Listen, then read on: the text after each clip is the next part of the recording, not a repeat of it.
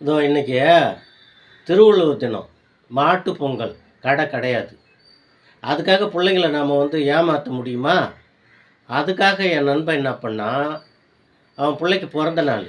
அவன் புள்ளைக்கு இன்னைக்கு சங்கமித்ராவுல பார்ட்டி வைக்கிறான். எல்லாருக்கும் பிரியாணி. பிரியாணி கூட ஒரு குவாட்ரு.